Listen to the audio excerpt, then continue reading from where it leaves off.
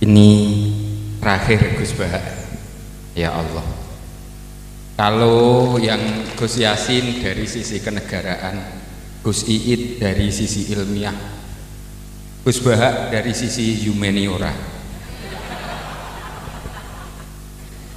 dari sisi sentuhan hati manusia sesama manusia, saya yakin di tempat saya itu desa sekali. Orang di atas gunung di Banyurip di sowan Yai merasa seperti keluarganya Yai. Masih bisa dibuktikan. Dari yang mana lagi ketemu Yai merasa dihormati Yai seperti keluarganya Yai. Sehingga setiap yang datang siapapun ditanya, aku ambek Yai ku koyo keluarga nilasa Indonesia kok ngaku ngono kabeh. Jadi sangat diharapkan sisi humaniora, sentuhan-sentuhan kemanusiaan. Padahal di Banyurip itu tempat minyak ilegal itu, minyak apa ya? Kalau ada Pertamina di sana Pertamini, minyak ilegal itu sowan Yai ya ditemoni Yai ditanya anakmu piro, wedhusmu ono sing mati apa ora, ya seperti itu, sehingga merasa dihormati, disentuh sisi kemanusiaannya, sehingga Yai dimanapun orang didatangi Yai itu bahagia. Seperti misalkan saya didatangi Gus Bah, bahagia rasanya. Cuman Gus Bah tidak mungkin ke tempat saya, tidak mungkin kelihatannya. Ada satu yang seperti persamaan Yai dengan Gus Bah yang saya ingat, orang sowan Yai itu selalu diterima dengan sepenuh hati. Siapapun yang sowan, pintu selalu dibuka. Tidak usah aturan protokoler, tidak. Yai hadir, Yai sehat, Yai apa? Orang sowan diterima dengan senang hati. Ini maziyah, keistimewaan yang sangat tidak dimiliki oleh Gus Bah. Sepakat ya? Mau sowan Gus Bah itu ngalah-ngalahi sowan Kanjeng Nabi saja, disowani siapa saja mau. Apa iki sak dhuwure Kanjeng Nabi kira-kira? Saya sowan itu yang nemoni Gus Sabror.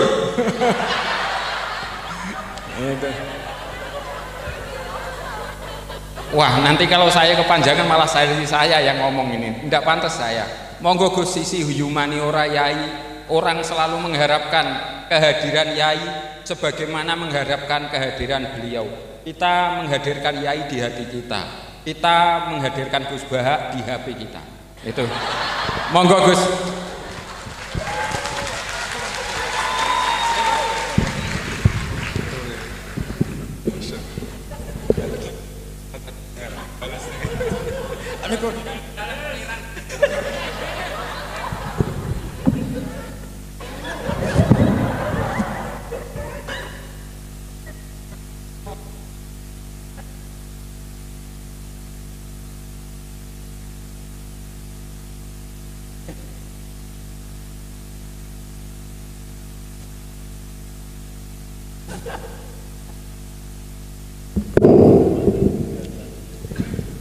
Assalamualaikum warahmatullahi wabarakatuh. Bismillahirrahmanirrahim. Rabbi shrah li sadri wa yassir li amri wahlul 'uqdatam min lisani. Allahumma shalli wa sallim ala habibika Mustafa Muhammadin wa ala alihi wa sahbihi ajmain. Amma ba'du.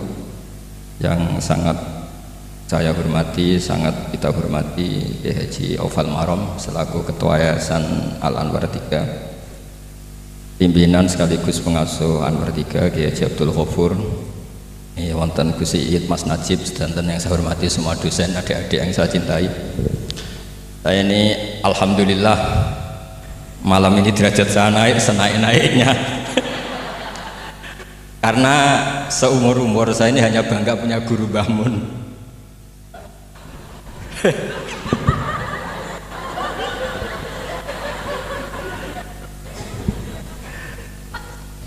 Tapi malam ini punya guru baru.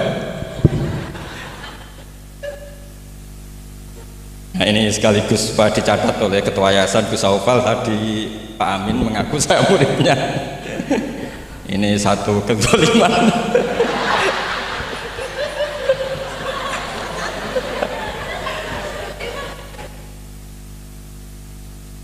Jadi tapi saya senang ya, karena apa ya, ciri jadi wali itu harus mazlum dizalimi.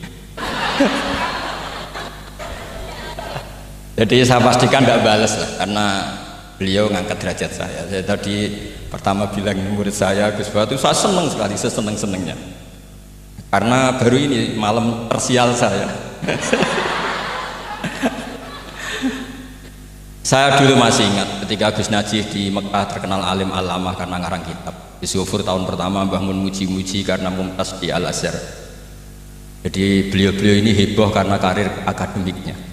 Kalau Gus Amin karena ngelepas kambing di musola.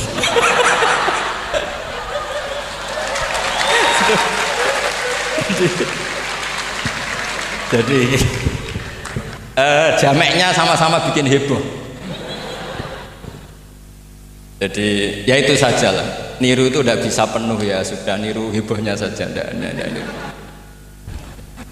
Tadi karena Gus Aufal baru masuk, tadi Gus Aminoto bilang gini Gus Aufal, dulu Mbah Mun sayang saya sampai dicatirkan istri. Apa Gus Gofur bisa nyarikan saya istri? Itu benar-benar kefasikan baru dalam.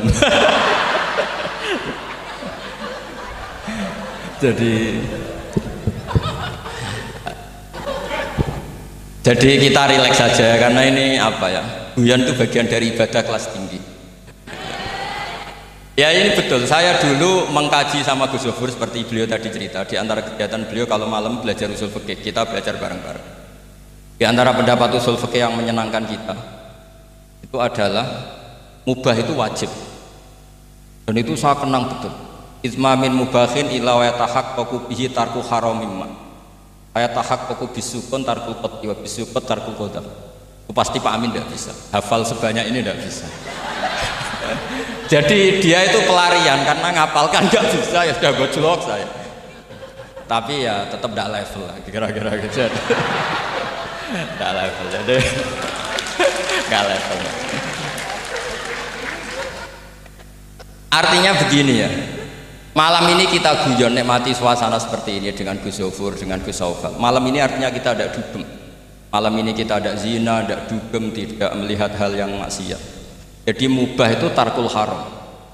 Tarkul haram wajib, meninggalkan haram itu wajib. Berarti fi'lul mubah juga wajib. Tapi mubah loh ya, bukan melepas kambing di musola. Kalau itu tidak wajib ya tidak mubah, haram. Tapi di pondok ada adat, kalau yang melakukan itu Gus itu makfu. Jadi kalau di bab najis ya najis makfu lah, itu kira-kira.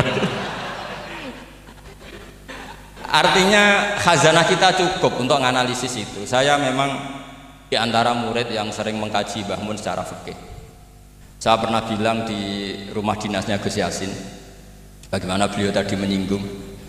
Ketika Gus Yasin diduetkan dengan Pak Ganjar, ini menjadi fikih abadi bahwa ada fikih besar, yaitu ulama tidak ada tradisi atau tidak boleh ada tradisi berhadapan-hadapan dengan umarok. Kita sama-sama berduet untuk kelangsungan bangsa ini secara damai dan bermartabat. Jadi nggak penting menurut saya Gus Yasin wakil gubernur, apa Gus Yasin ketua DPR dulu, Kak Kamil ketua DPR, Gus Kamil. Yang menjadi penting bagi kita adalah fikih ini akan abadi. Itu juga ketika Gus Gofur sekolah sampai doktor, bahwa ulama sealim Mbah Mun, putra Mbah Zubair tidak anti dunia kampus. Sehingga Gus Gofur sekolah ya sampai doktor.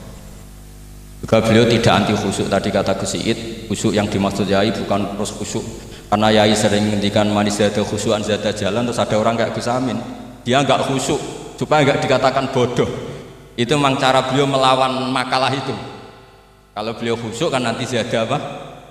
Jalan, maka pura-pura ada khusyuk, selain itu fakta terus ya sudah jadinya seperti itu. Saya itu sering meneliti fikihnya Mbah Mun, mulai yang tadi. Saya masih ingat ketika Yai mau ketemu Bu Mega ketika mau haji. Yai tindak Jumat, ketemu Bu Mega itu Sabtu, beliau terbang Ahad. Di antara yang dihentikan ke santri-santri, kira-kira gini maknanya, besok saya ketemu Ibu Mega dan ini bagus supaya Indonesia damai karena ulama dan umaroknya ini satu kombinasi antara nasionalis dan religius. Beliau itu paling menghindari kalau Indonesia chaos, kemudian ada dosa yakulu batu. Kalau chaos itu mungkin potensinya saling bunuh, saling apa. Sehingga ketika melihat Mbah Mun ketemu Mega itu pikiran pertama saya adalah safkut bima, jangan sampai terjadi. Karena beatan pertama Al-Quran adalah wa ittakhadna mitsaqakum la tasfikuna dima'akum. Dan itu beliau melakukan itu dengan cara yang sangat elegan. Ketemu orang yang benar-benar jadi aktor di Indonesia. Siapa yang nggak ngerti Mbah Mun aktor penting dalam perjalanan agama di Indonesia. Mega sebagai simbol nasional. Beliau dengan besar hati ketemu, dan itu kita membaca fikih sebagai bentuk hiknan lidima'il muslimin, upaya supaya Indonesia itu damai baik-baik saja. Saya tentu belajar banyak dari Gus Zofur ketika menafsirkan kenapa Al-Barjanji itu menjadi mujad. Kata Gus Zofur, padahal karangan Al-Barjanji itu tidak besar-besar kayak Sayyid Zabidi yang ngarang. Karena ketika negara lain bingung, ya, kata beliau bingung menemukan format Islam, masih perang, mencari bentuk ini Sunni atau apa, ribet perang. Indonesia itu terbangan. Betapa indahnya Indonesia, serasa perang, terbangan. Ya ini ya gejolak-gejolokan, ya rileks santai. Sampai saya tidak tahu ini kiai dari mana. Makanya ini sekaligus untuk mahasiswa baru, cerminan dosen Anda ya, mulai yang waras kayak Gus Zofur sampai yang kewarasannya kita tidak tahu tapi ya waras. Itu tadi Gus Zofur menambahkan Aminoto Setio Garwo. Saya tidak tahu itu tambahnya Gus Zofur apa ada di aktenya, nggak tahu saya. Tapi saya kenal Gus Amin itu lama sekali. Jadi saya tidak perlu cerita kalau beliau pernah ngaji saya karena nanti kasihan. Saya tidak perlu cerita itu karena saksinya lebih banyak beliau ngaji saya ketimbang saya ngaji beliau. Tapi itu cara beliau punya harga diri, ya monggo itu kalau saya terima dengan lapang dada. Jadi beliau orang kedua setelah Mbah Nawawi yang ngaku saya sebagai muridnya. Tapi saya mau cerita yang agak serius, ini 5 menit tentang fikihnya Mbah Mun. Tadi Gus Said bilang termasuk yang tahu banyak tentang karangan Mbah Mun termasuk tentu saya, selain santri-santri yang saya pernah ditanya Mbah Mun ketika film Masjidin Nabawi, ditanya, nah apa kowe Mbah Gofur kok ngotot aku seneng nulis ya? Saya bilang nanti biar cucu-cucu jenengan masih melihat naskah-naskah jenengan. Iya kata beliau. Saya masih ingat dawuh Imam Syafi'i, al-laits afqahu min Malik illa annahu daya'ahu ashab.